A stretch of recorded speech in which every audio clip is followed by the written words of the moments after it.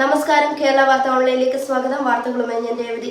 തൃശൂർ അമല ആശുപത്രി വളപ്പിൽ പാർക്ക് ചെയ്തിരുന്ന ഡോക്ടറുടെ കാറിന്റെ ചില്ല് തകർത്ത് ഐപാഡും ബാഗും കവർന്ന കേസിൽ 3 പേർ അറസ്റ്റിൽ. കുന്നത്തങ്ങാടി അല്ലാണ്ടത്ത് അനീഷ് 40, മൈലിപ്പാടം കള്ളിക്കാട്ടിൽ സന്തോഷ് 30, കടവല്ലൂർ ചെമ്പേക്കര ബിനീഷ് 40 എന്നിവരാണ് പേരാമംഗലം പോലീസിന്റെ പിടിയിലായത്.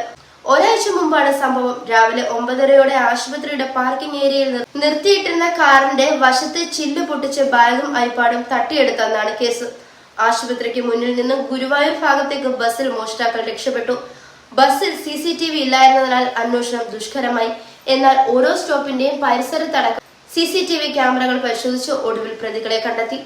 അനീഷിനും സന്തോഷിനുമെതിരെ 4 കേസുകൾ വിവിധ സ്റ്റേഷനുകളിൽ നിലവിലുണ്ട്. മുണ്ടൂരിൽ മൊബൈൽ കട ഉടമയായ ബിജേഷ് പ്രതികളിൽ നിന്നും തൊണ്ടി മുതൽ വാങ്ങിയതിനാണ് പിടിയിലായത്.